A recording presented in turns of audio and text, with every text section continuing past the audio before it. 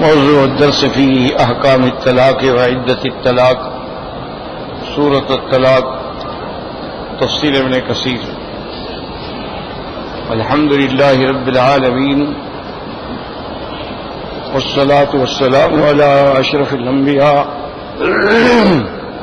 وسيد المرسلين سيدنا محمد وعلى آله وأصحابه أجمعين.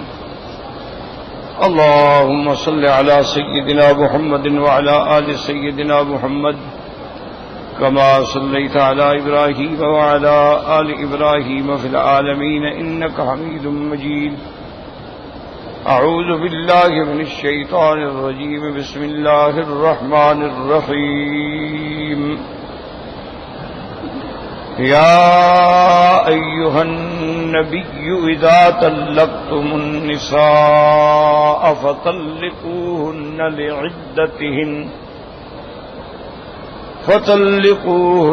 لعدتهن وأحصوا العدة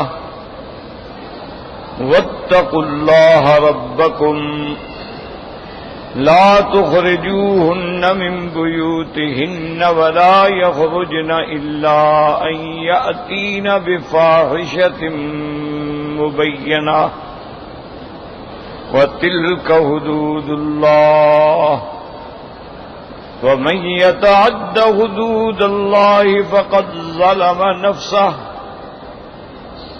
لا تدري لعل الله يحدث بعد ذلك أمرا. قال المفسر والمحدث رحمه الله تعالى دام النفع بعلومه وعلومكم في الدارين آمين إلى أن قال خطب النبي صلى الله عليه وسلم أولا تشريفا وتكريما ثم خاطب الأمة تبعا فقال تعالى يا أيها النبي إذا طلقتم النساء فطلقوهن لعدتهن وأحصوا العدة.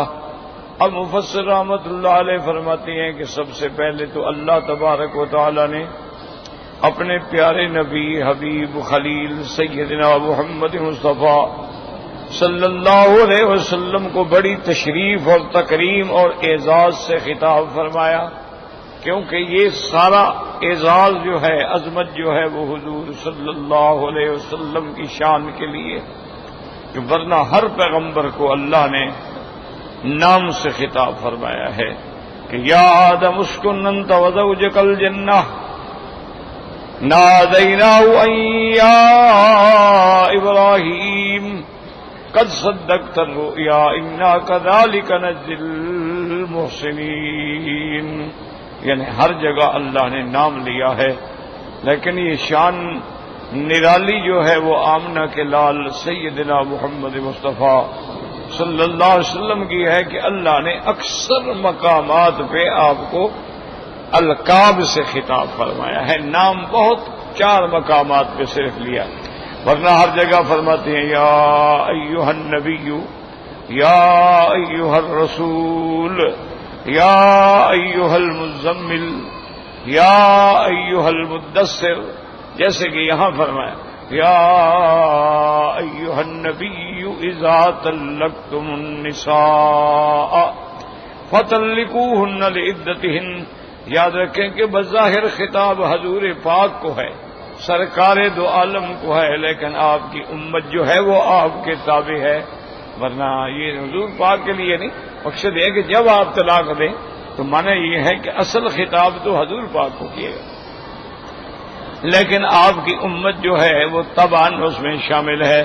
اللہ نے فرمایا کہ یا ایھا النبی اذا طلقتم النساء فطلقوهن لعدتهن واحصوا العدة. یاد رکھو کہ یہاں لام جو ہے اس کے اندر 2 قول ہیں. فطلقوهن لعدتهن یا تو لام ظرفیہ ہے، تو مراد یہ ہوگا کہ ان کو ان کے وقت میں طلاق دو، بے وقت طلاق نہ دو. کیا معنی؟ طہر میں طلاق دو، حیض اور حمل میں طلاق نہ دو، تو لام ظرفیہ ہوگا. یا لام جو ہے وہ اجلیہ ہوتا ہے فطلقوهن لعدتهن، تاکہ ان کی عدت کا جو شمار ہے وہ صحیح ہو سکے. کیونکہ اگر تم نے حیض میں طلاق دے دی تو اب 3 حیض پھر کیسے شمار ہوں گے؟ یہ حیض شمار ہوگا یا نہیں ہوگا؟ تو اس لیے حکم ہے کہ تم طہر میں طلاق دو، اس کے بعد جو حیض آئے گا تو عدت شروع ہو جائے گی، تو 3 حیض آئیں گے تو عدت ختم ہو جائے گی۔ تو اس لیے حکم ہے کہ طلاق جو ہے وہ اپنے وقت میں دی جائے اور پورا پورا خیال کیا جائے، گن کے رکھیں، احصل عدت، اس کو محفوظ رکھیں کہ بھی اب وہ حیض سے پاک ہو گئی ہے، طہر ہے، اب میں طلاق دے سکتا ہوں۔ وقال ابن ابي حاتم حدثنا محمد بن صباب بن سعيد الحبارى حدثنا اسباط بن محمد سعيدا قتادة عن انس رضي الله تعالى عنه قال طلق رسول الله صلى الله عليه وسلم حفصة فأتت أهلها فأنزل الله تعالى يا أيها النبي إذا طلقتم النساء فطلقوهن لعدتهن فقيل له راجعها فإنها صوامة قوامة وهي من أزواجك ونسائك في الجنة۔ ورواه ابن جرير عن ابن بشار عبد الأعلى عن سعيد عن قتادة فذكره مرسلا وقد ورد من غير وجه أن رسول الله صلى الله عليه وسلم طلق حفصة ثم راجعها۔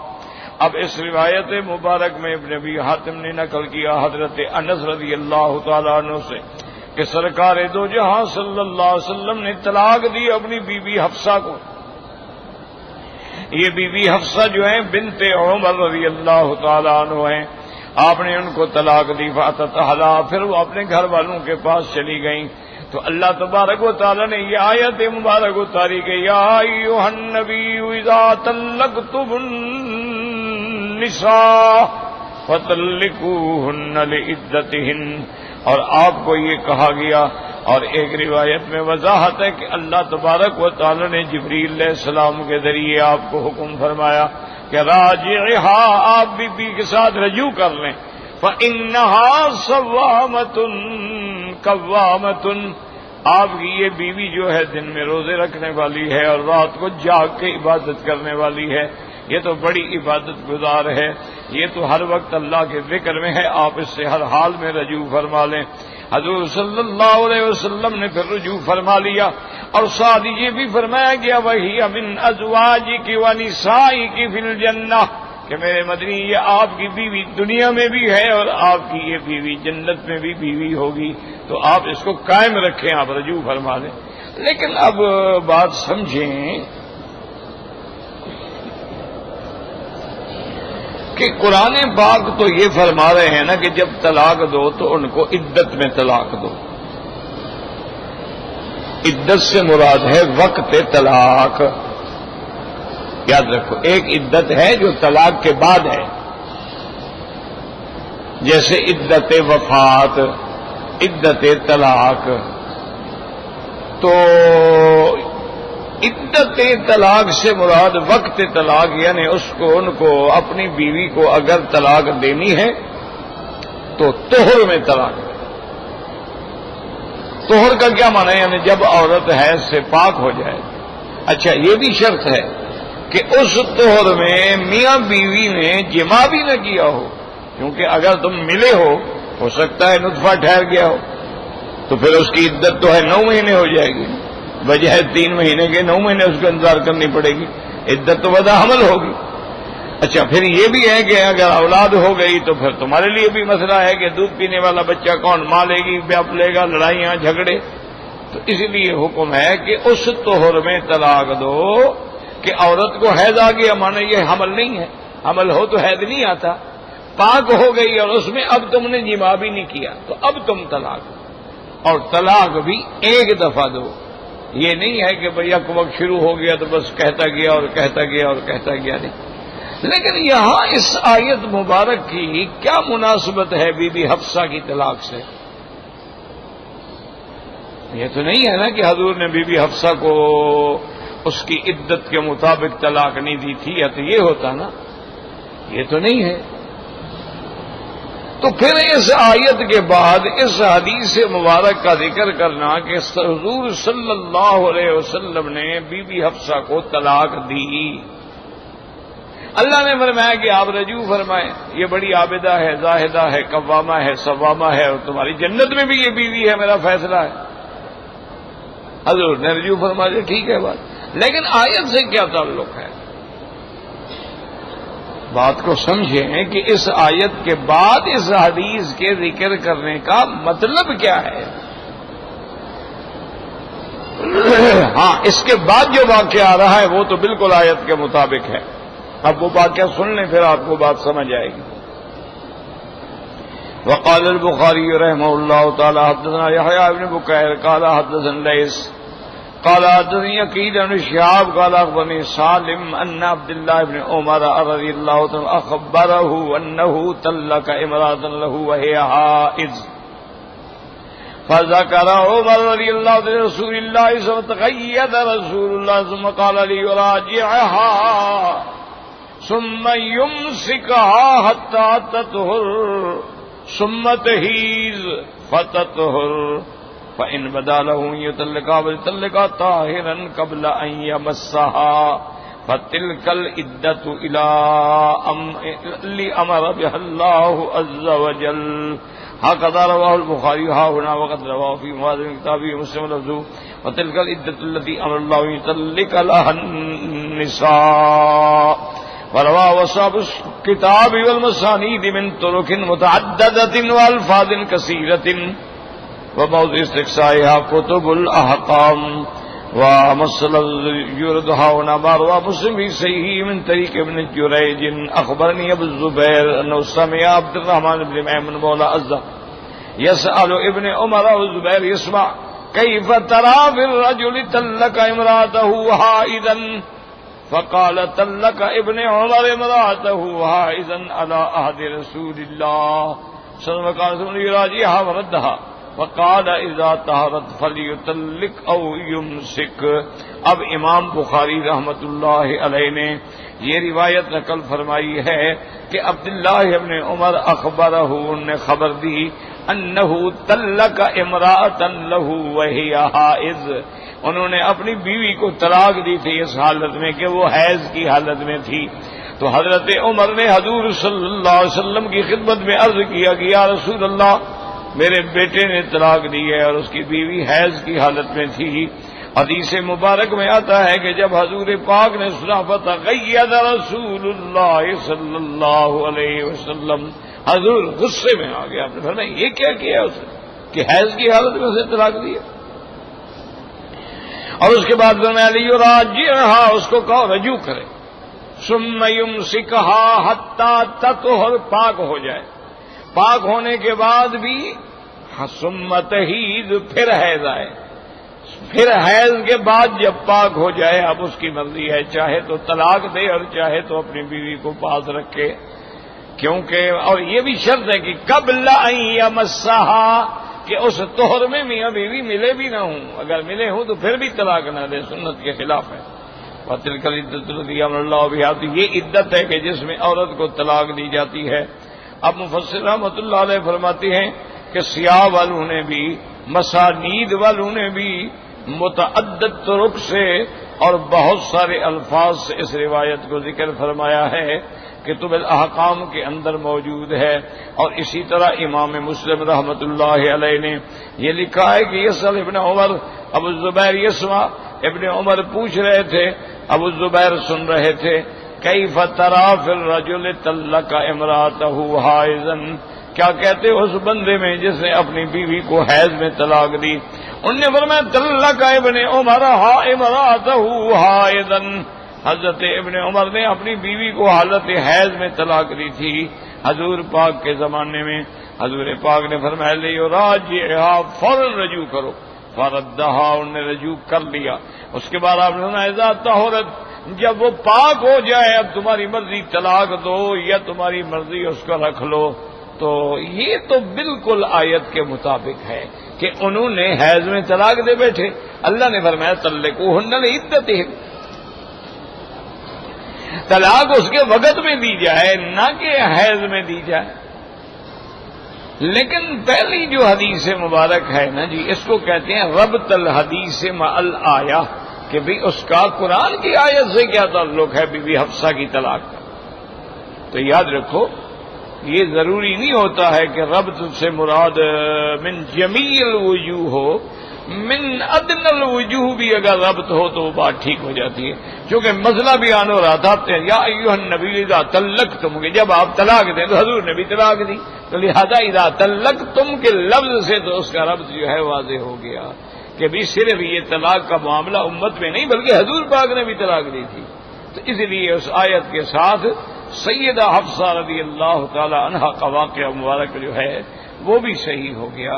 تو اب یاد رکھیں کہ طلاق سنی کا طریقہ یہی ہے کہ آدمی حیض میں طلاق نہ دے اور طہر میں طلاق دے، اور اس طہر میں جس میں جماع بھی نہ کیا ہو، اور ایک طلاق دے۔ اچھا اگر وہ دینا چاہتا ہے تو پھر دوسری طلاق دوسرے طہر میں، اور اگر وہ دینا چاہتا ہے تو پھر تیسری طلاق جو ہے وہ تیسرے طہر میں دے، تب جا کے 3 طلاقیں ہوں گی۔ اگر حیض میں طلاق دے گا تو یہ بدعت ہے، 3 طلاقیں اکٹھی دے گا تو یہ بدعت ہے، حمل میں طلاق دے گا تو یہ بدعت ہے، لیکن طلاق تو ہو جائے گی۔ لیکن اب حضور نے فرمایا تھا نا کہ حضرت ابن عمر نے طلاق دی تھی حیض میں، تو آپ نے فرمایا رجوع کر لو، پھر جب پاک ہو جائے تو پھر طلاق دینا، تو مانا ہے کہ طلاق تو ہو گئی تھی تبھی تو رجوع کا حکم دیا نا۔ اگر طلاق ہی نہ ہوتی آپ فرماتے بھی حیض میں طلاق ہی نہیں ہے، بات ختم ہو گئی۔ مانا یہ ہے کہ اگر حیض میں بھی طلاق دے گا طلاق تو ہو جائے گی، لیکن وہ گناہگار ہے، اس نے خلاف سنت کیا ہے، اللہ رسول کے حکم کی خلاف ورزی۔ اصل میں نے جیسے عرض کیا تھا نا جی کہ منشا اسلام یہ ہے کہ طلاق بالکل نہ ہو۔ اللہ اکبر، حتیٰ کہ اللہ نے قرآن میں یہ بھی حکم دیا ہے کہ دیکھو اگر تم نے بیوی کو طلاق دی ہے اور تم نے اس کو عقل مار دیا تھا، کچھ زیور دیے تھے، کچھ چیزیں دی تھیں، آتے تم احداہن قنطارا فلا تاخذوا منہن شیئا، اللہ فرماتے ہیں وہ سے واپس نہ لو، تمہاری بیوی تھی قد افضى بعضکم الی بعض، تم ایک دوسرے کے ساتھ تم نے زندگی گزاری ہے، تم نے اس کی عزت و عصمت جو ہے اس کو حاصل کیا ہے، اور پھر اب تم طلاق کے بعد کہتے ہو یہ میرا کپڑے واپس کر دو، یہ میرے سوٹ واپس کر دو، یہ میری دیا ہے، تو پھر انسان احترام کے ساتھ اس کو چھوڑ۔ اسی لیے جب حضور صلی اللہ علیہ وسلم نے ایلا فرمایا تھا، ایلا کا معنی ہوتا ہے کہ آدمی قسم کھا لیتا ہے کہ مثلا میں 1 مہینے کے لیے اپنی بیویوں کے پاس نہیں جاؤں گا، نہ بات کروں گا نہ ان سے بھی، اس کو کہتے ہیں ایلا۔ حضور پاک نے ایلا فرما لیا،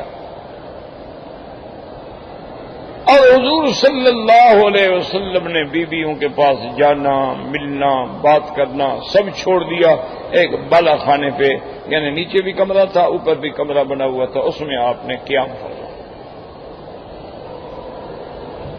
اچھا یہ مسئلہ ایلا کا جو ہے یہ پہلی دفعہ پیش آیا تھا تو سارے صحابہ میں تو پریشانی کی لہر دوڑ گئی کہ بھئی حضور نے بیویوں کو طلاق دے دی ہے، حضور نے ملنا جلنا بولنا اٹھنا آنا جانا سب چھوڑ دیا، مانا کہ طلاق دے دی۔ حضرت عمر رضی اللہ تعالی عنہ فرماتے ہیں کہ میں مسجد نبوی میں آیا تو دیکھا کہ سارے صحابہ سر ڈال کے بیٹھے ہیں، کوئی رو رہا ہے، کوئی پریشان حال ہے۔ نے کہا بھی بات کیا ہو گئی ہے، کیوں رو رہے ہیں؟ انہوں نے کہا طلق رسول اللہ صلی اللہ علیہ وسلم، حضور نے طلاق دے دی بیویوں کو۔ تو ان کی بیویاں ہماری مائیں ہیں، اگر کسی کی ماں کو طلاق ہو جائے تو حلال والی اولاد تو خوش نہیں ہوتی نا، غم کرتی ہے۔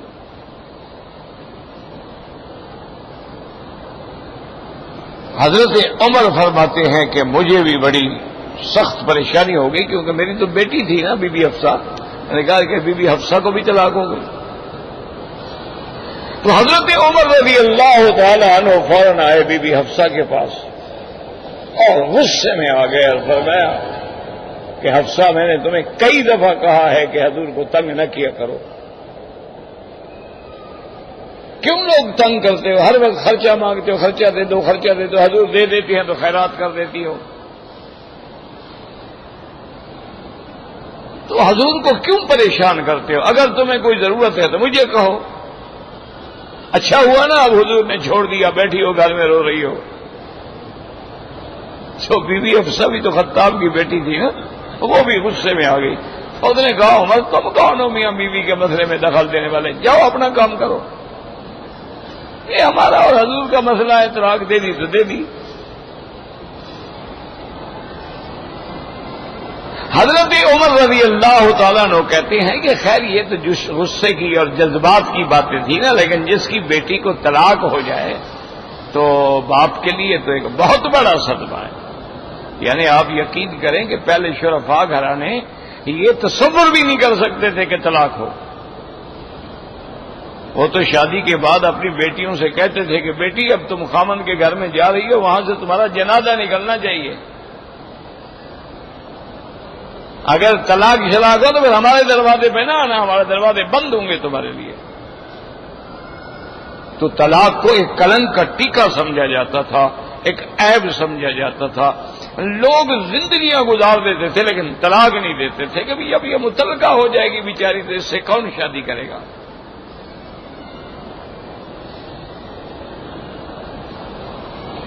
تو اب تو خیر اب تو نہ نکاح کوئی مسئلہ ہے اور نہ طلاق کوئی مسئلہ ہے.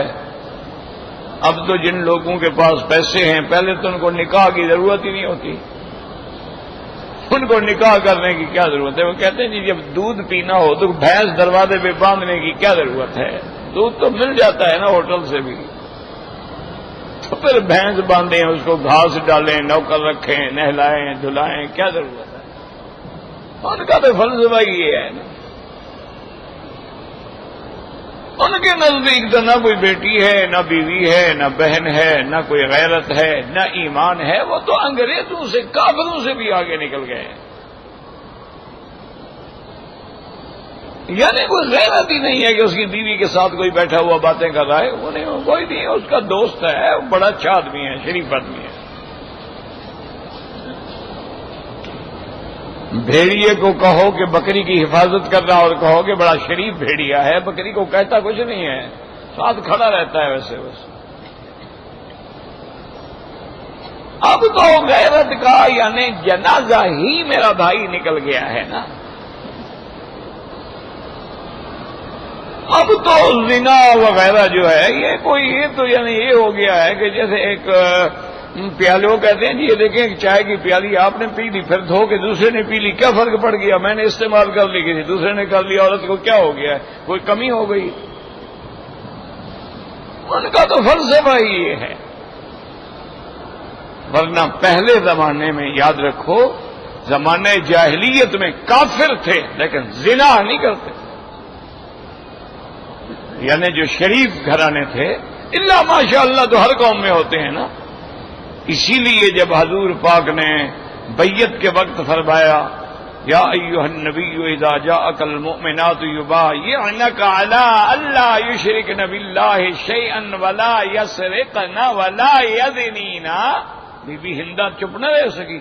اس نے کہا وتزن الحرۃ یا رسول اللہ، کیوں ہم سے یہ بیعت میں شرط لے رہے ہیں کہ زنا نہ کرے؟ کیا کوئی شریف عورت بھی زنا کر سکتی ہے؟ کہنے کی ضرورت کیا ہے؟ کافرہ ہے لیکن وہ کہتی کیا زنا اور شریف عورت کبھی سوچ ہی سکتی ہے؟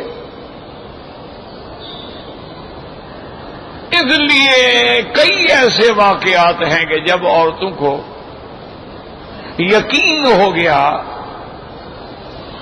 کہ اب میں اکیلی ہوں اور میں دشمنوں کے جال میں پھنس گئی ہوں اور آج میری عزت و عصمت کے تار بکھیر دیے جائیں گے، خودکشی کر لیتی ہیں، مکانوں سے چھلانگ لگا دیتی ہے، مر جاتی ہے تاکہ زنا نہ ہو. ہماری اپنی قوم کا واقعہ ہے، ہماری برادری کا واقعہ تاریخوں میں موجود ہے. ہماری بلوچ قوم کا واقعہ ہے اور وہ تاریخ میں لکھا ہوا ہے. بہاولپور کی تاریخ آپ لیں تو اس میں لکھا ہوا. وہ ہمارے سردار تھے تو وہ بادشاہ کے وزیر تھے. کسی نے بادشاہ کو کہہ دیا کہ آپ کے اس وزیر کی ربی بخان بلوچ جو ہیں ان کی لڑکی بڑی خوبصورت ہے، ایسا جمال ہے، ہوتے ہیں نا خبیث لوگ، دایا قسم کی عورتیں، دائے قسم کے لوگ جو ہوتے ہیں وہ یہ چغلیاں پہنچاتے ہیں پیسہ بٹورنے کے لیے۔ انہوں نے کہا بادشاہ ایسا آپ نے آج تک ایسا حسن جمال دیکھا ہی نہیں ہوگا، اس لڑکی کو اللہ نے ایسا جمال دیا۔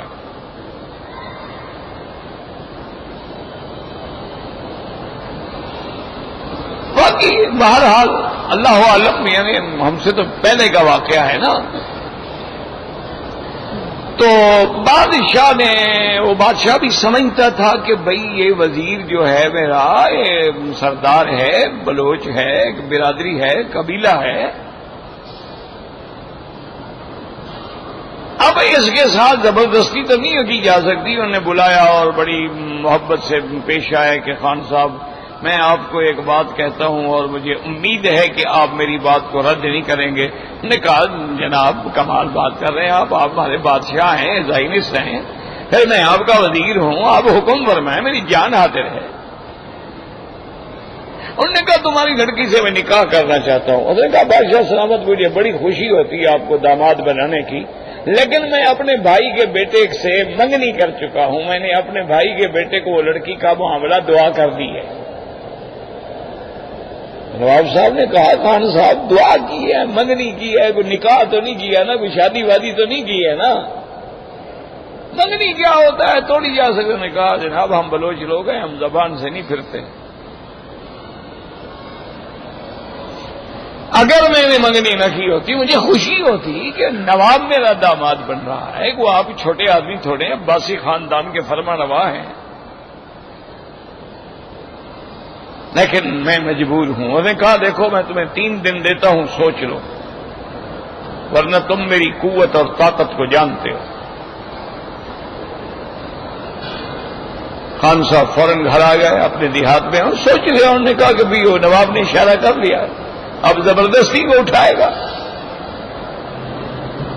انہوں نے بتا دیا نا کہ تم میری طاقت کو قوت کو جانتے ہو، 3 دن کی مہلت ہے، سوچ لو۔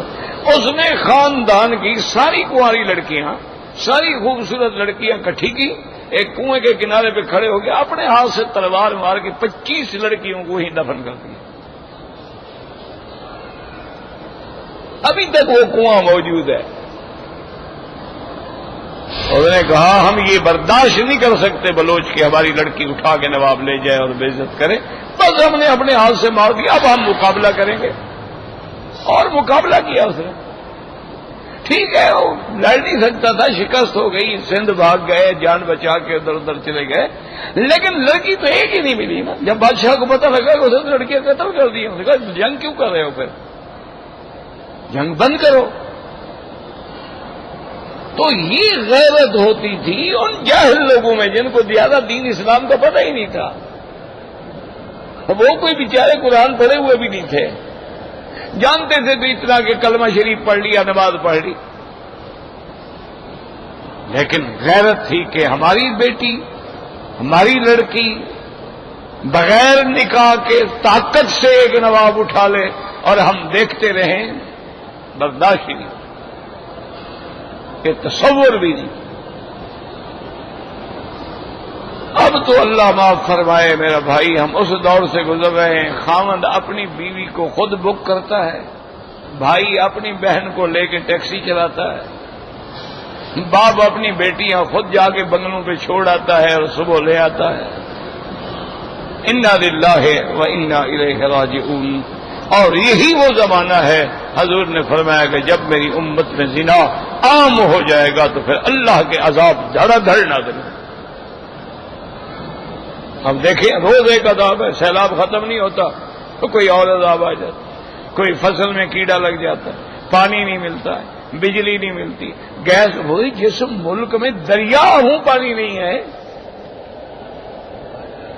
آئے تو لوگ تباہ ہو جائیں، سیلاب آ جائے، ڈوب جائیں، کوئی بند، کوئی ڈیم نہیں ہے، کوئی انتظام نہیں ہے، کوئی اہتمام نہیں ہے۔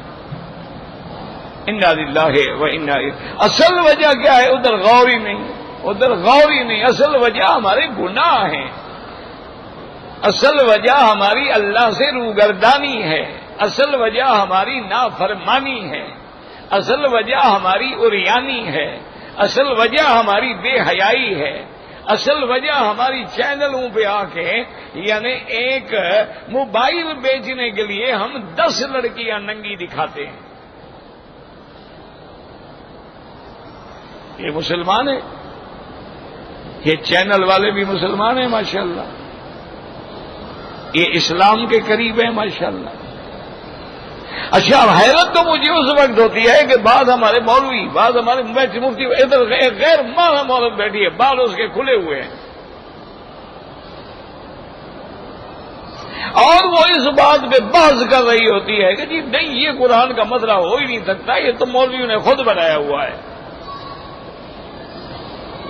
اور وہ بیچارے صفائی دے رہے ہیں، جواب دے رہے ہیں، دفاع کر رہے ہیں، اسلام کو بچا رہے ہیں. او بے غیرت، تم پہلے نامحرم عورت سے بات کیسے کر رہے ہو؟ اس کے بال کھلے ہوئے ہیں، اس پہ اللہ کی لعنت برس رہی ہے، اس ملعونہ سے تم مخاطب کیوں ہو؟ آپ تو پہلے پوچھیں گے تم مسلمان ہو یا آپ کافر ہو؟ مسلمان ہو تو جاؤ دفع ہو جاؤ، جا کے کپڑے پہنو پھر آگے بات کرو. اگر نہیں، اس کو پیسے ملتے ہیں نا جناب، پروگرام کے پیسے ملتے ہیں نا، جتنا ٹائم لگے گا اتنا پیسہ ملے گا نا. جب پیسہ ملے گا تو پھر تو جناب مولوی ہو، قاضی ہو، مفتی ہو، سب رنگا گیا نا ماشاءاللہ. الا قلیل من عبادی الشکور. اللہ اکبر اللہ اکبر. یہ بھی ہم نے اپنے اساتذہ کو دیکھا ہے، 90 سال عمر ہے، کہتے جی کوئی بی بی آئی ہے تویز لینے کے، فرماتے بابا اس کو کہو ادھر بیٹھی رہے، تم پوچھ کے بتا دو، تم میں کچھ پڑھنے کے لیے بتا. اور جی آپ سے بات کرنا چاہتی، فرمایا تم خود اس کے ساتھ آنا، اکیلے نہ آئے. حضرت وہ 90 سال کی بوڑھی ہے، ابھی 90 سال کی. فرمایا شیطان کا کوئی پتہ ہے؟ 90 سال والے کو بھی شیطان جو ہے ابھار سکتا ہے. 90 سال والی عورت کو بھی ابھار سکتا ہے. ویسے بھی پرانا گوبر جو ہے وہ تو زیادہ دیر جلتا ہے، اس کو تو زیادہ آگ ہوتی ہے، تجربہ ہوتا ہے. تو اس لیے ہمیشہ سوچیں کہ حضرت عمر فرماتے ہیں کہ میں آیا اور میں نے نیچے سیڑھیوں سے کھڑے ہو کے آواز دی، خادم دروازے پہ بیٹھے تھے، میں نے کہا فاستاذن لی، میرے لیے اجازت مانگو. اس نے کہا حضور فرماتے ہیں اجازت نہیں ہے. میں کھڑا رہ گیا، پھر میں نے اجازت مانگی، حضور میں اجازت نہیں. حضرت عمر کہتے ہیں میں بے تاب تھا، پریشان تھا، سارے صحابہ رو رہے ہیں اور حضور ہم سے بھی بات کرنا نہیں چاہتے. پھر میں نے تیسرے دفعہ کہا تو حضور نے فرمایا اجازت دے دے. میں اوپر کیا تو حضور چٹائی پہ لیٹے ہوئے، ایک مشکیزہ لٹکی ہوئی، ایک تھوڑے سے برتن میں آٹا جو رکھے ہوئے. یہ کائنات ہے حضور پاک صلی اللہ علیہ وسلم. اللہ اکبر اللہ اکبر. یقین کرو یہ جو تمہارے پیر ہیں نا، جو سرکار روٹی کھاتے نا، یہ اگر مجھے کھا کے دکھا دینا میں ان کی بیعت کر دوں گا. ان کے لیے تو جناب ڈشز تیار ہوتی ہے نا، ان کے لیے تو پکانے والے اسپیشل آتے ہیں نا. یہ پیر تھوڑے ہیں، چھوڑو ان باتوں کو، یہ تو سب مداری ہیں. پیر وہ تھے جو گزر گئے، اب بھی ہوں گے تو وہ ظاہر نہیں ہیں، وہ اپنے آپ کو کہتے نہیں ہیں، وہ اپنے آپ کو کسی کے سامنے بھی نہیں لے آتے ہیں. وہ اللہ کے اللہ راضی ہو بس چھپ کے رہتے ہیں. ورنہ یہ دنیا خالی تو نہیں ہے نا، اولیاء اللہ تو ہیں، لیکن وہ اشتہار نہیں دیتے ہیں کہ میرے پاس اسم اعظم ہے، مجھے 20 روپے بھیجو اور اپنی درخواست دو. پاگل کا جو تمہارے پاس اسم اعظم ہے، تم 20 روپے کا چندہ کیوں مانگ رہے ہو؟ پاگل ہو گئے ہو. وہ کہتا ہے جی آپ مجھے 100 روپے دے دیں، میں آپ کی جنم کنڈلی بنا کے، آپ کا ذائچہ بنا کے آپ کو آگے پیچھے سارے احوال بتا دوں گا. وہ بدبخت خود تو سڑک پہ بیٹھے ہو 100 روپے کی بھیک مانگنے کے لیے، پہلے اپنا ذائچہ بنا کے اپنے آپ کو تو نکالو.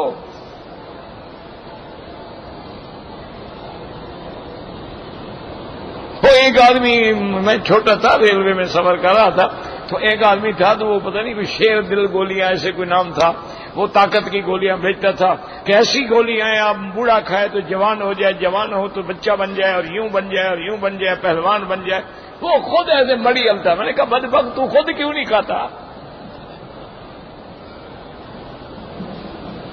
وہ پہلے تو آپ تو خود تو استعمال کرنا، تو جوان بننا بے وقوف، ہمیں بعد میں دوائی بیچنا۔ وہ اتر گیا بیچارہ ڈبے سے، پھر کس نے لینا تھا؟ وہ تو ڈبے والے سارے ہنس پڑے، بدن ہو گئے، اس کی دوا کی پبلسٹی ختم ہو گئی۔ میں نے کہا تیری تو شکل مرگل ہے، معلوم ہوتا ہے ٹی وی کا مریض ہے، اور لوگوں کو تو شیر دل گولیاں بیچ رہا ہے۔ یہ اسی طرح کے پیر ہیں کہ ہم کو تو میسر نہیں مٹی کا دیا بھی، اور گھر پیر کا بجلی کے چراغوں سے ہے روشن۔ یہ قوم کی ہمدردی میں رونے والے جو ہیں نا، ان کے واٹر بیڈ جو ہیں نا رات کو سونے کے لیے، وہ بھی لاکھوں روپے کے ہیں، یہ غریبوں کی بھلائی کریں گے؟ یہ غریبوں کے لیے پروگرام لے کے آئیں گے؟ انا للہ و انا الیہ راجعون۔ رونے کے سوا اور تو کوئی چارہ نہیں ہے میرا بھائی۔ تو حضرت عمر کہتے ہیں کہ میں نے دیکھا تو میں نے کہا یا رسول اللہ صلی اللہ علیہ وسلم، دنیا کے بادشاہوں کی شان شوکت اور آپ دنیا کے اور دین کے بھی بادشاہ ہیں۔ فرمایا عمر تم اس بات پہ راضی نہیں ہو کہ ان کو اللہ دنیا میں دے دے اور ہمیں آخرت میں دے؟ میں نے کہا میں راضی ہوں۔ تو میں نے کہا حل طلقت نساءک یا رسول اللہ، آپ نے اپنی بیویوں کو طلاق دی؟ اور میں لا ما طلقت ولکنی علیت، عمر میں نے طلاق نہیں دی، میں نے تو ایلا کیا ہے۔ حضرت عمر فرماتے ہیں میں اتنا خوش ہوا، مجھ سے صبر نہ ہوا تو میں زور سے نعرہ تکبیر بلند کیا، تو میری آواز جو تھی ساری مسجد میں گونج گئی، اور صحابہ کو بھی پتہ لگ گیا ابھی طلاق نہیں ہوئی، تو عمر جو نعرے لگا رہا ہے خوش ہو رہا ہے۔ تو اب حضور جب آئے تو پھر دیکھیں قرآن کی آیت، یا ایھا النبی قل لازواجک ان کنتن تردن الحیاۃ الدنیا وزینتها فتعالین امتعکن واسرحکن سراحا جمیلا۔ اللہ نے فرمایا میرے مدنی اپنی بیویوں کو کہہ دو کہ اگر تمہیں دنیا چاہیے، دنیا کی عزت رونق زینت چاہیے تو آؤ، میں تمہیں کچھ دوں بھی، اور محبت سے اور عزت سے اور طریقے سے تمہیں چھوڑ دوں۔ تو مانا یہ ہے کہ اگر طلاق بھی دیتے ہو تو عزت سے دو، تمہارا تعلق رہا ہے، تمہاری بیوی رہی ہے، اب وہ دشمن تو نہیں بن گئی ہے نا۔ طلاق بھی دے رہے ہو تو اس کو کچھ دو، اس کو جوڑا دو، کپڑے دو، عزت کے ساتھ اس کے گھر اس کو پہنچاؤ۔ ٹھیک ہے تمہاری ہماری نہیں نبھ سکی، اللہ کی مرضی، ہمارے دل نہیں ملے آپس میں، اللہ کی ہاتھ، کیونکہ دل تو اللہ کے ہاتھ میں ہے نا، تو نہیں جڑ سکے، ہم نے کوشش کی، آپ نے بھی کوشش کی، اب چونکہ آپ کی میری نہیں بن سکتی، نہیں نبھ سکتی، تو یہ بھی تو ظلم ہے نا کہ میں آپ کو باندھ کے رکھوں، لٹکائے رکھوں، اس لیے میں احترام سے طلاق دیتا ہوں۔ یہ چیزیں تمہاری ہیں، سامان تمہارا ہے، اس کے علاوہ بھی اسے کچھ دو۔ فتعالین امتعکن واسرحکن سراحا جمیلا۔ تو حضور پاک نے سب بیویوں سے مانا یہ ہوتا ہے کہ طلاق اگر دینی ہے تو عزت سے دو، طلاق اگر دینی ہے تو احترام سے دو۔ پہلے تو یہ ہے کہ طلاق نہ دو، اس لیے اسلام کیوں پابندی لگاتا ہے؟ وہ حیض میں نہ دو، پھر طہر میں بھی اگر ملے ہو تو نہ دو، تاکہ وقت گزر جائے، غصہ ٹھنڈا ہو جائے، وہ جو جذبات ہیں، جوش آیا ہوا ہے، مر جائے۔ اس لیے اسلام کا یہ حکم ہے کہ طلاق نہ دو، اور اگر طلاق دینی ہے مجبور ہو گئے ہو، راستہ کوئی نہیں ہے، تمہاری آپس میں بن نہیں سکتی ہے، بیوی کا رخ ادھر ہے اور خاوند کا رخ ادھر ہے، ایک دوسرے کے دل میں اللہ نے نفرت ڈال دی ہے، تو اب کیسے گزرے گی؟ اس لیے حکم ہے کہ پھر تم اس کو طلاق دے سکتے۔ اچھا اسی طرح ایک اور بھی مسئلہ ہے، اس میں یاد رکھو، وہ یہ ہے مثلا ایک آدمی ہے، اس کی بیوی جو ہے خدا نہ کرے بیمار ہو گئی، وہ خاوند کے حقوق ادا ہی نہیں کر سکتی، کوئی بیماری آ گئی، تو اب اگر وہ آپس میں صلح کر لیں آپس میں وہ سلو کر لیں اور بیوی کہہ دے کہ دیکھو میں اب چونکہ بوڑھی ہو گئی ہوں یا بیمار ہوں تمہارے حقوق ادا نہیں کر سکتی، میں نے اپنا حق تمہیں معاف کیا ہے، لیکن تم مجھے اپنے نام کے ساتھ رہنے دو، طلاق نہ دو، میں تمہارے گھر میں پڑی رہوں، تو یہ بھی ہو سکتا ہے کہ اس کا خیال رکھو، اس کی عزت کرو، اس کی خدمت کرو، ٹھیک ہے وہ تمہارے حقوق ادا نہیں کر سکتے، تم دوسری بیوی سے شادی کر لو، تم دوسری شادی کر لو، دوسری شادی کی اجازت اسی لیے تو ہے کہ بھئی اگر ایک سے نہیں بن سکتی ہے تو اب تم دوسری کر لو، یا حمل نہیں ہوا، اولاد نہیں ہوئی، ہر بندے کی تمنا ہے، تو بہرحال تو یہ بھی حکم ہے کہ تم آپس میں سلوک کر سکتے ہو، جیسے کہ بی بی سودا رضی اللہ تعالی عنہا امہات المؤمنین ہیں، حضور کی بیوی ہیں، اور بی بی خدیجہ کے بعد رضی اللہ عنہا کے بعد بی بی سودا سے حضور کا نکاح ہوا ہے۔ انہوں نے سنا کہ حضور مجھے طلاق دینا چاہتے ہیں، تو ایک دن عرض کیا کہ یا رسول اللہ صلی اللہ علیہ وسلم میرا ایک عرض ہے کہ اب میں نے سنا ہے آپ مجھے طلاق دینا چاہتے ہیں، اور میں صرف یہ چاہتی ہوں میں قیامت میں آپ کی بیوی بن کے اٹھوں، ورنہ آپ جانتے ہیں کہ میں بوڑھی ہو گئی ہوں، مجھے اب نہ تو مرد کی خواہش ہے اور نہ میں آپ کے حقوق ادا کر سکتی ہوں، وہبت یومی لعائشہ، میں اپنا دن جو ہے وہ بھی بی بی عائشہ کو دے دیتی ہوں، لیکن مجھے طلاق نہ دیں۔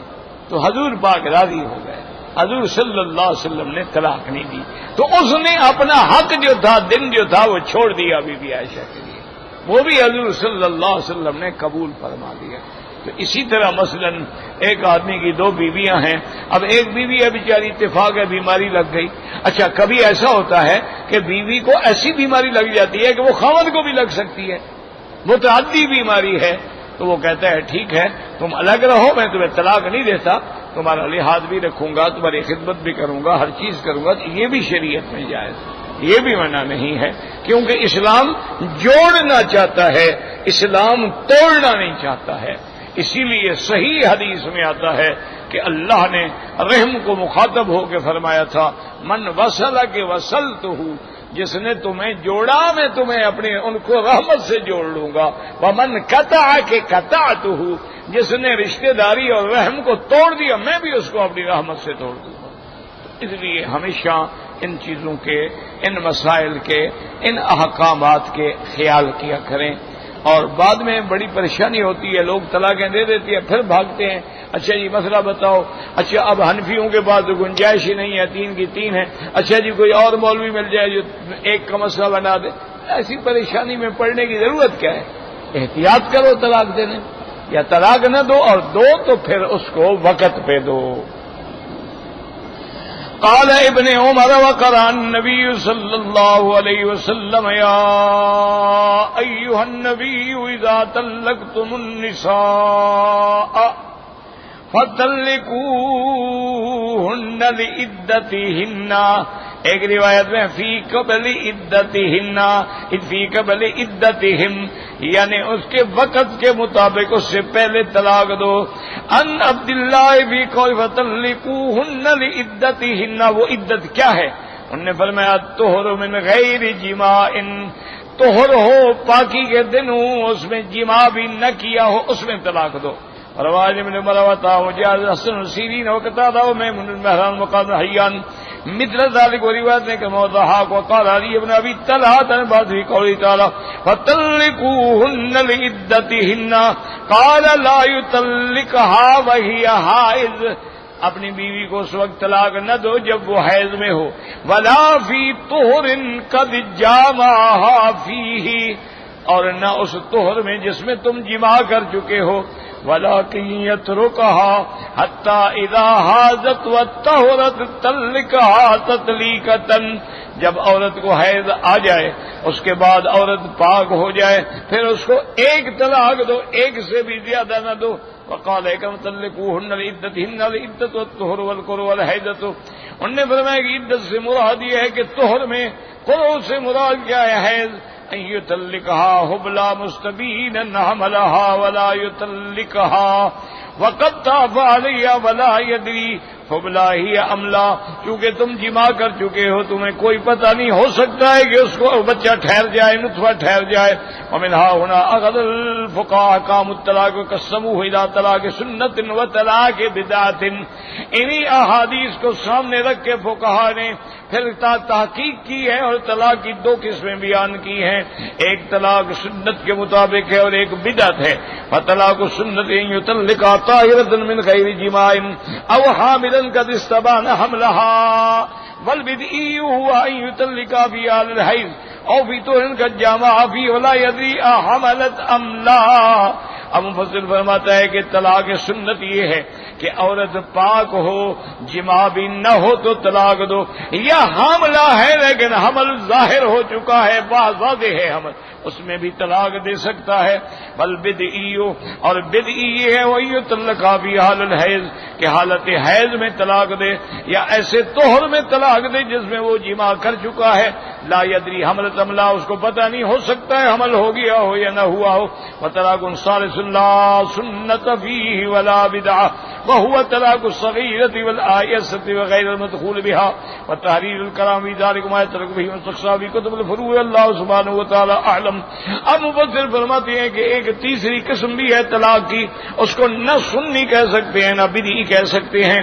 وہ طلاق یہ ہے کہ کسی چھوٹی لڑکی سے نکاح تھا اس کو طلاق دی ہے، یا وہ طلاق اس عورت کو دے رہا ہے جو حیض کٹ چکا ہے، حیض بند ہو چکا ہے، اب اس کو حیض نہیں آتا، اور اس کے بعد یہ طلاق دیا ہے اس عورت کو غیر المدخول بہا، نکاح تو ہوا ہے لیکن ابھی رخصتی نہیں ہوئی، ملے نہیں ہے، اس کو طلاق، تو یہ بھی نہ سنت ہے نہ بدعت ہے، طلاق ہو جائے گی، طلاق ہر حال میں ہو جاتی ہے۔ وتحریر الکلام فی ذلک ما یتعلق بمسلک الفروع، اللہ سبحانہ وتعالی عالم۔ اب مفسر رحمۃ اللہ علیہ فرماتی ہیں کہ اگر آپ نے اس کے احکام دیکھنے ہیں اور تفصیلات دیکھنی ہیں تو وہ کتب الاحکام کے اندر آپ کو ملیں گی، واللہ اعلم۔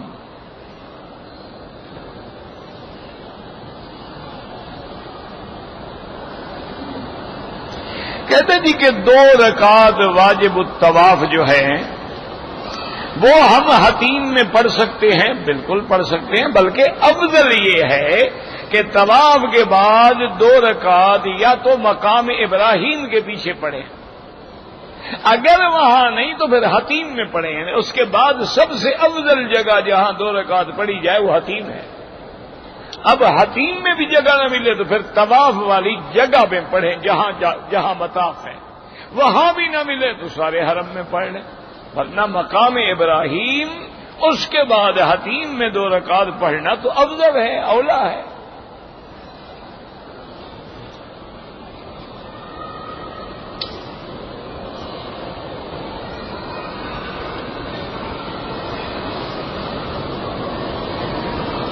کہتے ہیں جی کہ مجھے ایک نوکری مل گئی، میں نے 7 دن استخارہ کیا لیکن مجھے کوئی اچھائی برائی معلوم نہ ہوئی، لیکن میں نے وہ نوکری چھوڑ دی، پھر میں نے اب دوسری نوکری کی ہے، پھر میں استخارہ کر رہا ہوں اور کچھ معلوم نہیں ہو رہا۔ میرا بھائی پتہ نہیں تمہیں کس نے بتایا ہے کہ استخارے کے بعد معلوم ہو جاتا ہے؟ یہی تو لوگوں کو وہ غلط قصے ہیں کہ جی استخارہ کیا تو خواب آئے گا، خواب آ جائے نہ آئے نہ آئے۔ مسئلہ یہ ہے کہ ہم نے استخارہ کیا ہے 1 رات 2 رات 3 رات، اس کے بعد اس کو اللہ پہ چھوڑ دو، نوکری مل گئی، ہمارے اللہ یہی چاہتے تھے کہ نوکری ملے، کیوں چھوڑ دی تم نے؟ جب تمہیں نوکری مل گئی تھی اب تمہیں کون سا اشارہ ہو گیا تھا کہ تم نے نوکری چھوڑ دی؟ استخارہ کرنے کے بعد معاملہ اللہ کے سپرد ہے۔ اللہم ان کنت تعلم ان ھذا الامر خیر لی فی دینی ومعاشی وعاقبۃ امری فی عاجلہ وآجلہ، اللہ تیرے علم میں ہے، اگر اچھا سمجھتے ہیں آسان کر دے، اور اگر میرے لیے نقصان ہے تو دور کر دے، بس پھر اللہ بھی چھوڑ دو، جو ہوگا وہی تمہارے لیے بہتر ہوگا۔ اگر تمہارے لیے اس میں بہتری نہیں ہوگی اللہ اس کو ٹال دیں گے، وہ تمہیں چیز ملے گی نہیں، اللہ اس کو پھیر دیں گے خود بخود۔ باقی یہ ضروری نہیں ہوتا کہ ہمیں خواب نظر آ جائے یا ہمیں پتہ لگ جائے، یہ کوئی ضروری نہیں، ہمارا کام سنت کے مطابق استخارہ کرنا ہے، پتہ لگے نہ لگے نہ لگے، یہ آج کل جو لوگوں نے بنا رکھے ہیں نا ٹی وی پہ بیٹھے ہیں تو کہتے ہیں 2 منٹ کا استخارہ، یہ تو پتہ نہیں، یہ پتہ نہیں کون سا ڈھونگ ہے، ایسا کر دیں کہ وہ استخارہ ہو گیا۔ میں نے استخارہ کیا ہے اور تمہارے بارے میں مجھے یہ رپورٹ ملی ہے۔ کہاں سے رپورٹ ملی ہے؟ کہ تمہارا چاچا بیٹھا ہوا تھا پیچھے رپورٹ دینے کے لیے۔ سب جھوٹ ہوتی ہے، من گھڑت قصے ہوتے ہیں، کوئی رپورٹ نہیں ملتی ان کو۔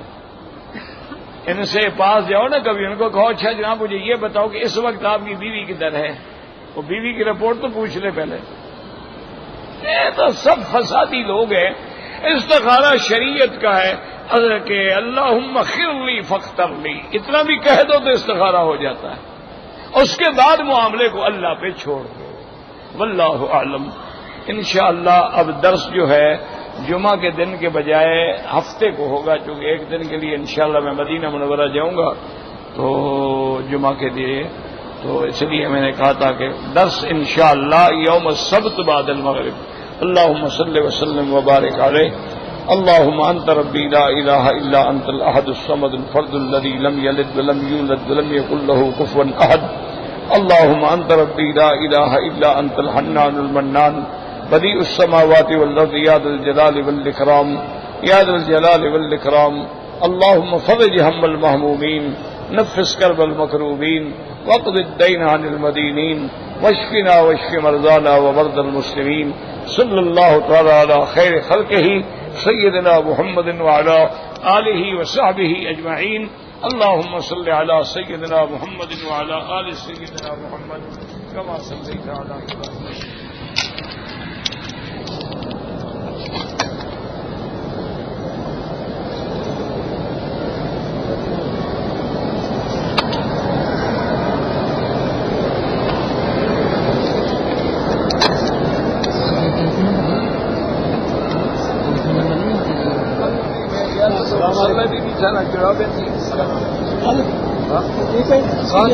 ہاں رکھ دو بس اور